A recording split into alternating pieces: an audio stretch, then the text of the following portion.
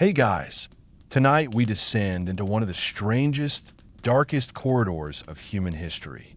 A place where ambition was measured in missing parts, and silence was survival. We're talking about eunuchs, the men who were not quite men, yet often ruled empires from behind the curtain. This story isn't glamorous. It's not dignified.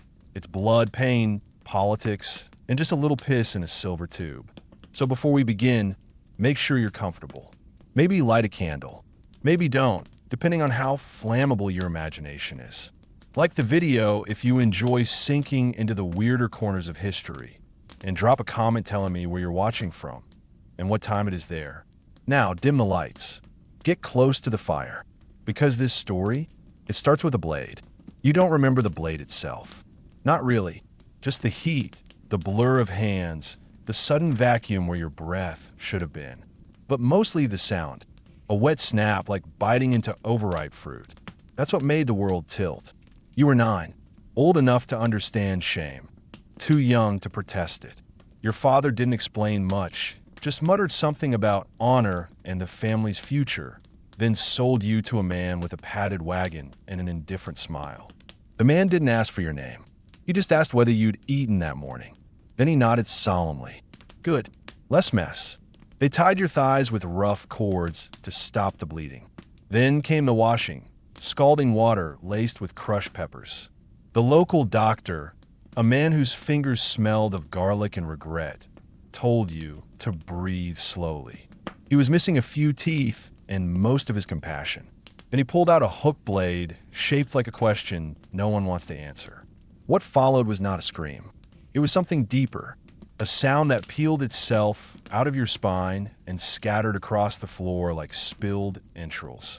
You didn't die. Many boys did, and frankly, that would have been easier. But not you.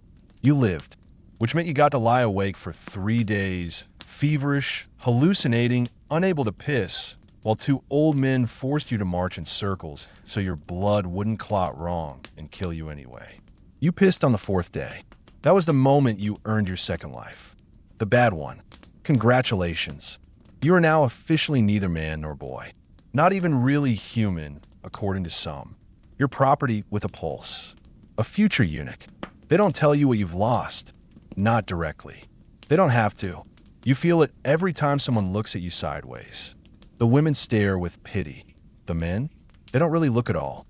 You're a walking discomfort. An anatomical question mark wrapped in bruises and linen.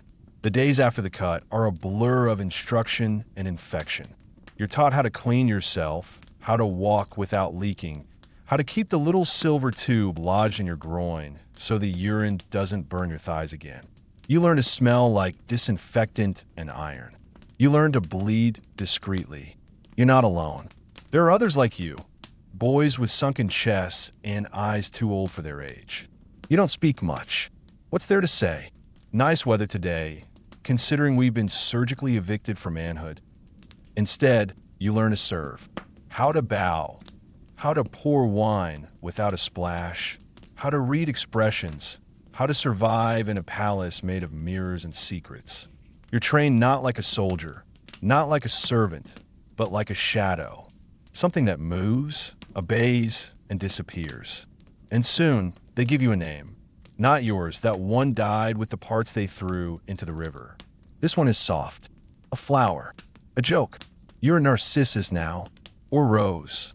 Or jasmine, if they're feeling especially cruel. Your reflection starts to change. Not just the scars. Your body forgets how to be male. The muscles fade. Fat creeps in. Your voice lifts into a brittle, chirping register. Hair thins. Your skin goes pale, then waxy. You become soft, forgettable, perfect. And through it all, you begin to understand the truth. This isn't punishment. It's promotion. The cut was your entrance exam. Now the real work begins. You learn early that a eunuch must be 2 things at once. Invisible and indispensable. The palace is a mouth that never stops whispering. Walls listen, floors creak with secrets, and every door hides something sharp. You're trained to walk softly, bow deeply, and never, ever look too long at anyone above your rank. which is everyone. Your official role is guardian of purity. Your real job? Human lock. Flesh and bone barrier between the harem and the outside world. You're trusted with what no man is allowed to see. Not because you're noble, but because you're no longer a threat. You are the consequence, not the cause. And make no mistake, the harem is not a pleasure garden. It is a jungle. Dozens, sometimes hundreds of women trapped in golden cages, forced to smile through bloodied teeth. Each one desperate for favor. Each one trained in every art except mercy. They are beautiful, bitter, and armed to the eyelashes. And you? You are their keeper, their confidant, their shield, their scapegoat. You learn the hierarchy fast. At the top, the Valide Sultan, the Queen Mother. Below her, the favorites. Then the concubines. Then the girls who fetch towels. Then the fleas. Then you. And yet, you see everything. You know which concubine cries at night. Which one sharpens her comb into a blade. Which one is 3 months pregnant and trying to hide it. You know whose perfume is spiked with poison. Whose laughter is fake. Which smiles are fatal. You're a walking ledger of whispers. And your silence is currency. Still, there's a power in your powerlessness. A strange safety in being discarded. You walk freely where even princes cannot go. You hold the keys. You carry the messages. You decide who gets 5 extra minutes with the Sultan and who gets 5 years in the cold part of the garden. They call you it thing flower, but behind their backs, they call you necessary. The guards envy your access. The viziers mistrust your quiet. The women fear you, or worse, pity you. You hate that the most. You begin to change again. Your posture stiffens. Your voice slows. You stop smiling, even when you should. Your hands never tremble, and your eyes never flicker. They must never know how tired you are, how sick, how empty.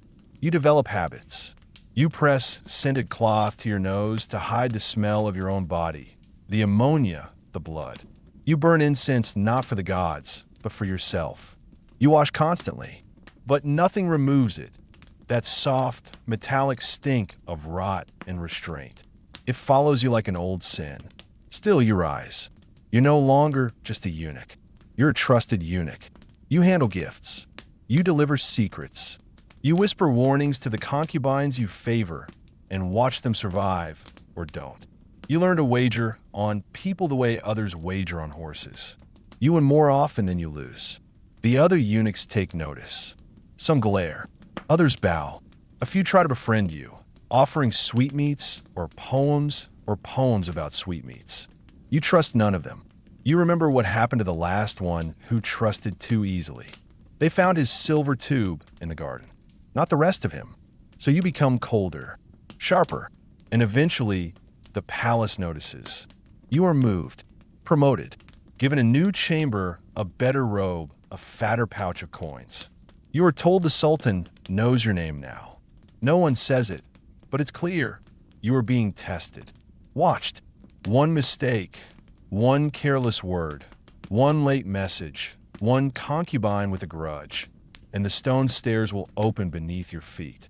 But if you pass, well, the flower may yet become the blade. The first time you carry a dying woman to the sea, no one warns you how quiet it will be. You expect screams, rage, some final prayer to pierce the heavens. But all she does is look at you. Not with hatred. That would be easier. She looks at you like you're part of the furniture. Like you're the curtains she passed each day, or the marble tile beneath her slippers. As if your hands wrapped around her arms were never hands at all. She doesn't speak. You don't speak. Neither of you are allowed that. Your orders are simple. Wrap her in the leather sack. Tie the knots. Carry her. Sink her. Watch the bubbles stop. Return. You do as told. You always do as told. The sea is colder than you thought it would be. Salt stings your throat. Her body sinks fast. She was small, one of the quiet ones. They said she plotted something, or maybe she knew someone who did. It doesn't matter. What matters is she's gone, and you're still here. You return soaked. You're given clean clothes, a warm drink, a nod. That's all. You sleep poorly that night, and the next. but not forever. Eventually, you stop dreaming. That's the trick of palace life. Everything is unthinkable until it becomes routine. They call it justice. Mercy even. Better than knives. Better than ropes. No blood to clean. No evidence. Just the sea, swallowing shame in silence. You carry 4 more that year. By the 5th, you no longer think about their names. But you rise. Slowly, methodically, with each dead girl and each whispered order followed without hesitation. You become the reliable one. You carry the secrets and the sacks with the same steady hands. And in a place like this, that's how you earn power. They give you tasks beyond the harem now. Messages to viziers. Conversations with the Grand Mufti. A glance from the Valide Sultan that lingers half a second longer than necessary. You're rising. And still, you are the same soft smile. The same calm voice. You know better than to show ambition. You let them come to you. At night, you polish the silver tube you still carry in your turban. Not for use. You barely need it anymore. Just out of habit. Ritual. Reminder. You listen. You record. You pass along what needs passing. Sometimes you nudge a word this way or that. You learn to shape events without being seen. That is your art now. Not control, but influence.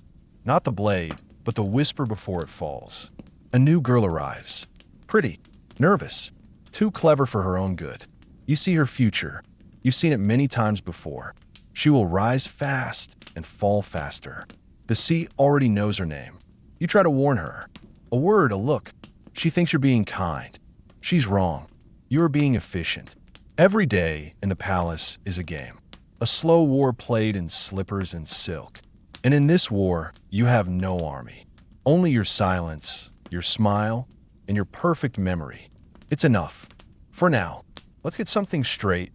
Nobody dreams of becoming a eunuch. You don't pop out of the womb thinking, one day I want to trade my balls for a government pension. No. This career path usually begins with a sack of coins, a desperate father, and a knife sharper than your future. Of course, they never call it mutilation. They say it's service, opportunity, the path to advancement, which is technically true, assuming you consider losing your manhood an advancement. And if you survive the blood loss, infections, and the urge to throw yourself off the palace walls, congratulations. You now qualify for an unpaid internship near the imperial uterus. The operation itself? Well, that depends on the level of paranoia in your local palace. There are options. You can lose the twins, or the whole package, or with just the tip. But everyone agrees. If you're not leaking from every available orifice afterward, the job wasn't done right. Oh, and let's talk hygiene. Picture a sweaty backroom, a rusty blade, 3 superstitious assistants, and someone yelling, "Hold him down." Now imagine trying not to scream while someone removes your reproductive organs with all the delicacy of a blind butcher on a sugar high. That's your entrance exam. Most don't pass. But you're lucky. You survive. Sure, you scream like a dying goat, bleed like a stuck pig, and spend the next month praying you'll die. But you don't. Instead, you get promoted to walking furniture. You're gifted a new name, usually a flower, because nothing screams dignity like being a 200-pound grown man called Hyacinth. You walk funny now. You leak when you laugh. And your voice. It's less imperial authority and more angry goose. But none of that matters because you're no longer a man, which in this palace means you're finally useful. Your new job? Babysit the Sultan's harem. Guard hundreds of hyper-ambitious, politically weaponized concubines whose favorite hobby is destroying each other with perfume and passive aggression. The only reason you're allowed near them is because no one thinks you can screw them, physically or politically. Joke's on them. You may not be able to perform in bed, but in the great bedroom chessboard of power, you're slowly becoming a queen. And the perks? Oh, they're delicious. Bribes, influence, silk robes, so shiny they can blind a camel. The women trust you. The men ignore you. And the Sultan? He thinks you're loyal, mostly because you have nothing left to be loyal to. No bloodline, no heirs, no distractions. Just you, your secrets, and a silver piss tube hidden in your turban. They say eunuchs make the best advisors because they're impartial. That's a lie. You're not impartial. You're just pissed off 24/7 and extremely well informed. You don't get angry. You get even. Quietly. Elegantly. One whisper at a time. By the time you're 30, you look 60. Your skin is doughy. Your body smells like old cumin and regret. And your emotional support animal is a hookah laced with opium. But you're still climbing the ladder. A ladder built on gossip, leverage, and the occasional accidental drowning of a rival concubine. And just when people think you're too soft, too gentle, too flower-named to be dangerous, bam.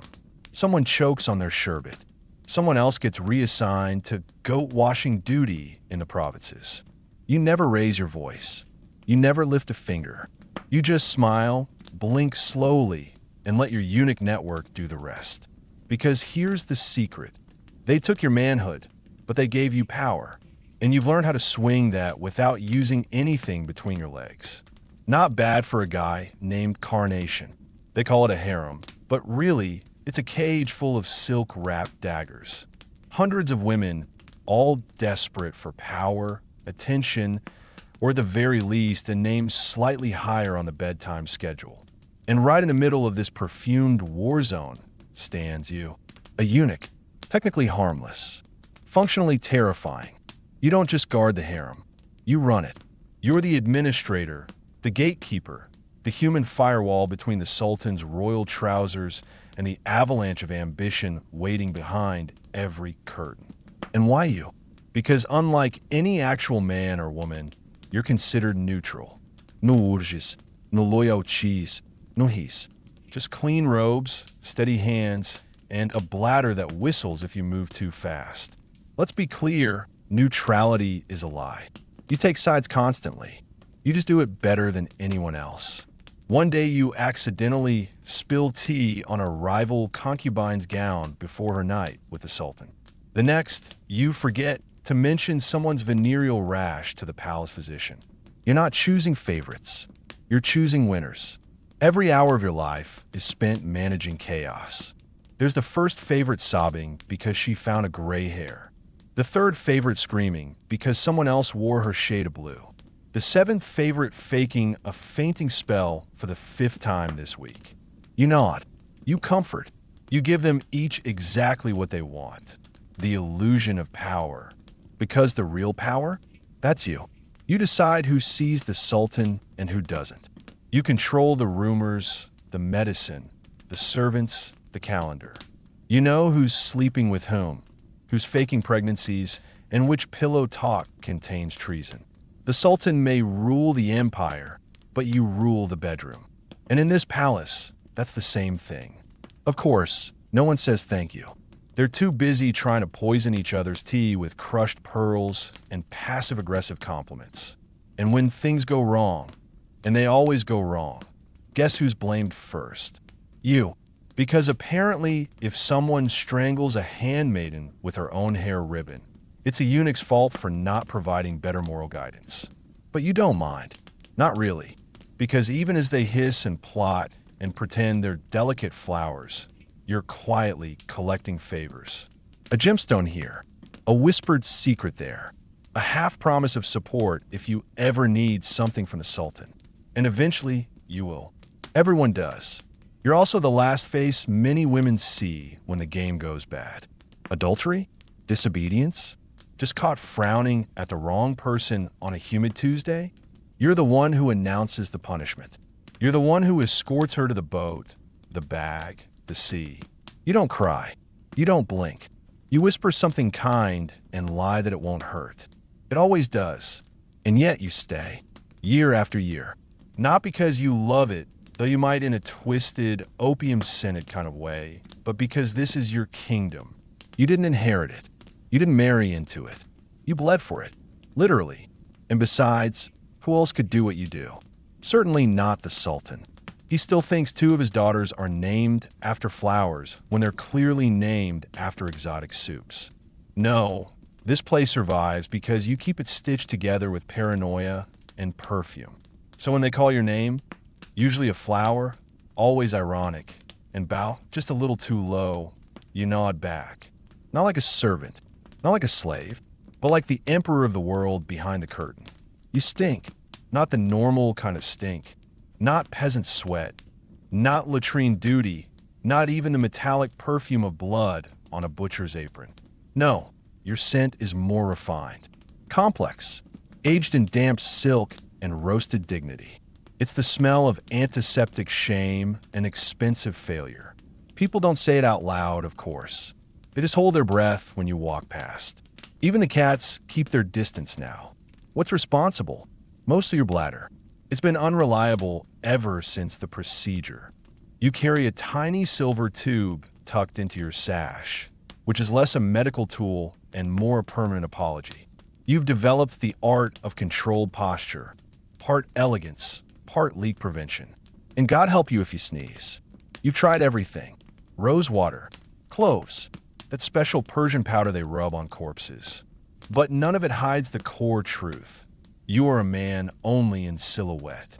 The rest has been edited. And yet, for some cursed reason, they start to respect you. You no longer open doors. Doors open themselves. You no longer speak first. People lean in to catch your whisper.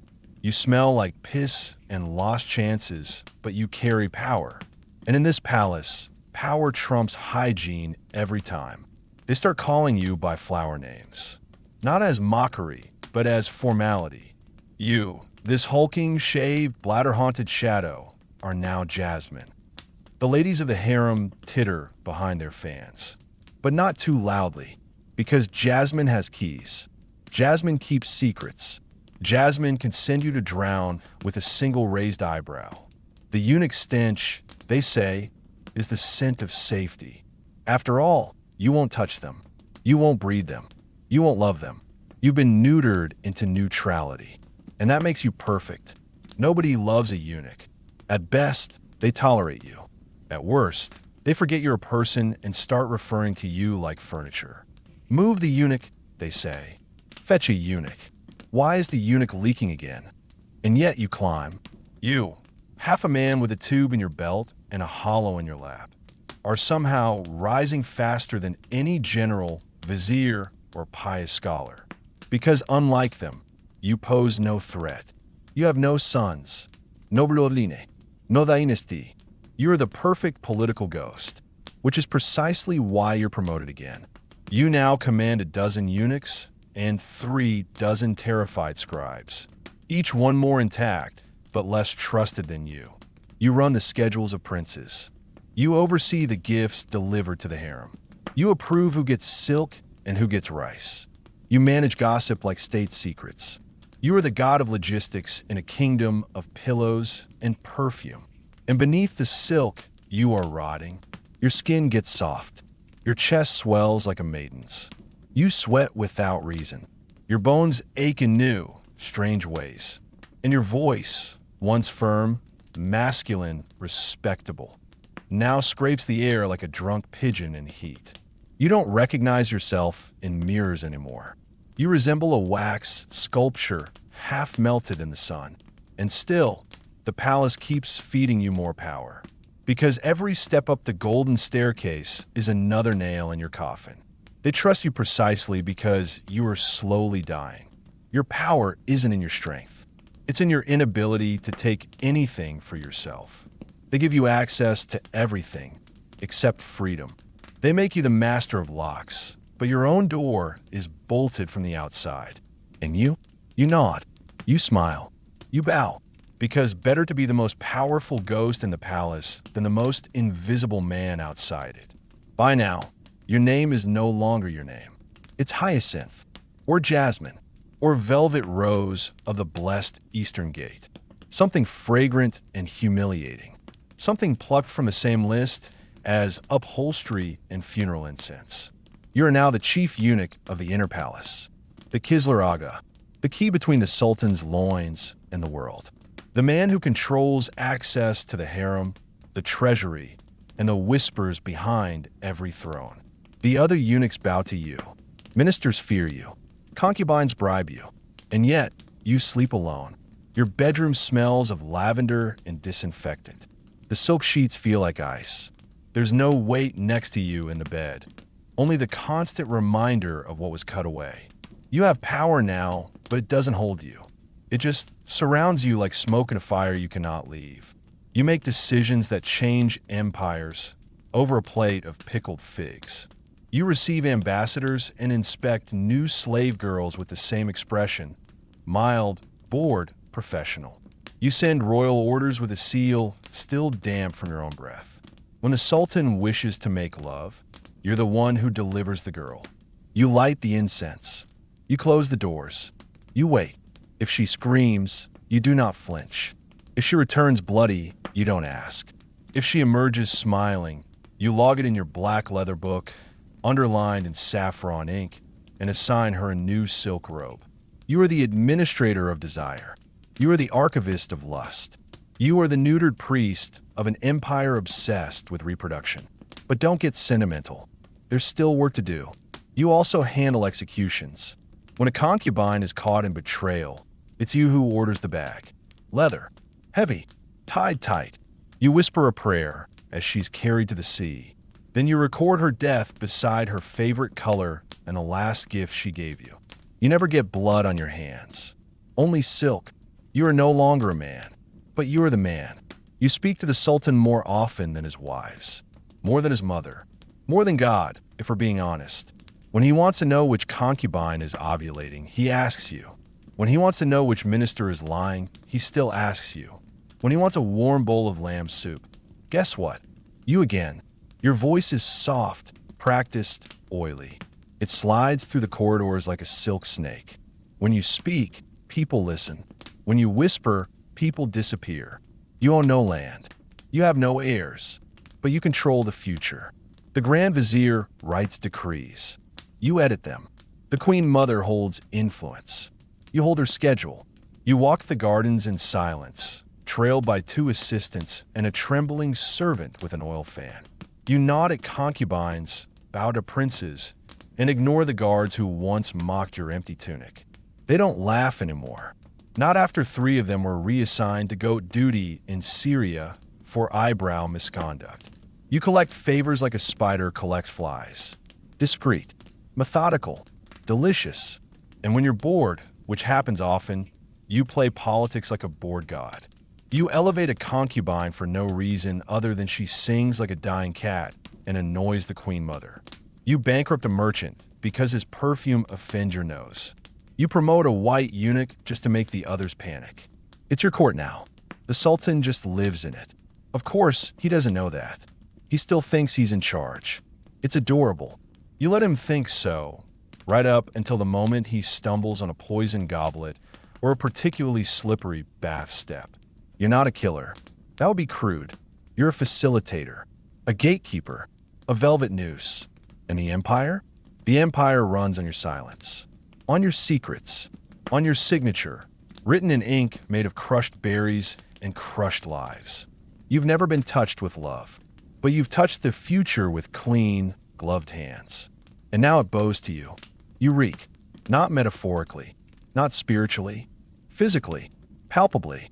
You smell like fermented silk and goat piss soaked in centuries of entitlement. It's not your fault. It's the tubes. See, when someone slices off your biological plumbing and then sews you back up like a regretful tailor, things leak. That silver catheter in your turban? Not decorative.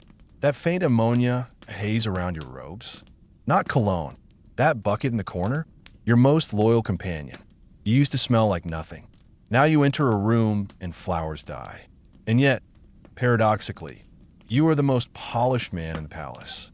Your robes are silk, your slippers embroidered, your head shines with oils so expensive they could ransom a Venetian noble. But underneath that grandeur is a bladder one sneeze away from betrayal. You've tried everything: rose water baths, jasmine smoke, pouches of mint sewn into your sleeves. Nothing masks the rot of glory.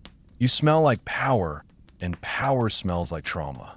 The concubines giggle behind fans. The guards wrinkle their noses. The princes hold their breath. But they bow, every one of them. Because however fragrant you may be, you are still the hand that moves the Sultan's chessboard. And let's not forget your voice. It is high, very high, the result of a specific kind of biological rearrangement that left your dignity on the floor of a dusty room in Abyssinia. You sound like a choir boy possessed by a demon made of wine and unresolved trauma. People mock it once. Then they find themselves assigned to camel inspection in Anatolia. You walk the line between revered and ridiculous. One foot in divinity, the other in a puddle of your own side effects. But that's what makes you unstoppable. You've already lost everything a man can lose. What can they threaten you with? Love? Family? A future? Please, you are the future. Drenched in perfume, wrapped in brocade, smelling like vengeance and spoiled peaches. They may gag when you pass, but they still kiss your hand. You don't just smell like rot. You smell like opportunity. Every hallway you glide through leaves behind more than the scent of ammonia and roasted saffron. It leaves behind deals, secrets, favors, and prices. You're not just a man. You're a toll gate, a customs officer of desire. Nothing reaches the Sultan without passing through you first. Nothing. Not a concubine's plea. Not a minister's letter. Not even a single figure. Everything must pay its tax to you. A promotion. That'll be a ruby the size of an almond. An invitation to the Sultan's feast. 5 gold pieces and your dignity. A moment of privacy with one of the odalisks. Well, how private do you want it to be? And here's the best part. You don't even ask for bribes. They just give, like pilgrims at a shrine, hoping their coins will bless them with power. You're the patron saint of whispered sins.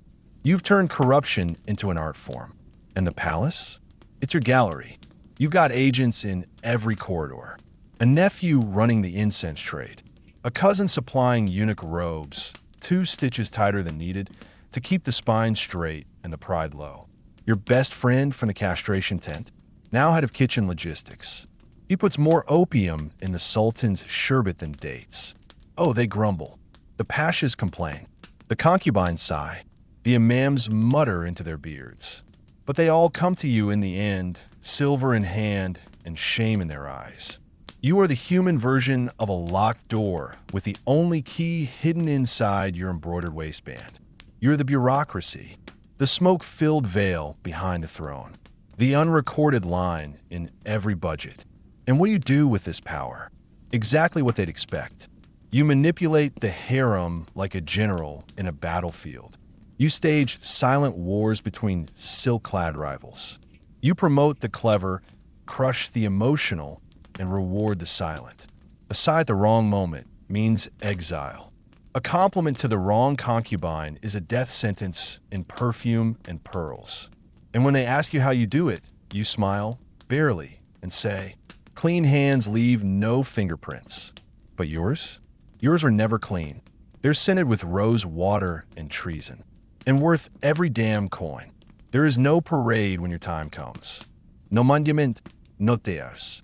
Just silence, thick, unblinking silence. And maybe the faint sound of someone snickering in the shadows because they heard the great eunuch of the empire finally wet himself in death. Yes, that's how you go out. Not with a scepter in hand or silk at your feet, but on a piss-stained cushion, eyes wide open, wondering which of your loyal protégés will sell your ring to a spice merchant by sunset. Your body is quietly removed, rolled in linen, buried behind the harem walls. Notum stone. After all, the women you served had better stories than you, and better legs. A new eunuch slides into your seat like nothing happened. His tattered turban still smells like nervous sweat and fresh ambition. He smiles too much. That'll pass. Give it 3 conspiracies and a poison test or 2. Your name fades. Your rules are rewritten. Your allies vanish or pretend they never knew you. The concubines whisper about you in past tense. He was terrifying, one says. He had the softest hands, says another. They both get the dates wrong. And the Sultan? The Sultan replaces you like a worn-out carpet. Same color, fewer stains. But even in death, you linger. You're in the way the new eunuch glares at a young odalisque. You're in the hush that falls when your old name is accidentally spoken aloud. You're in the protocol, the architecture, the fear. You may be forgotten as a man, but the shape you carved into the palace remains. Your ring is found decades later by a drunk gardener. He sells it for 2 sheep and a handful of cinnamon. Your body is never exhumed. Your deeds never praised. Your legacy never sung. But centuries later, some bored scholar will stumble across a faded registry. A single name beside a long column of decisions. No descendants. No statue. Just a ripple in the shape of an empire. You were not whole. Not wanted. Not even welcome in most parts of the world. And yet, you held more power than any crowned fool you outlived. You were a eunuch, and despite everything they took from you, you still made them kneel.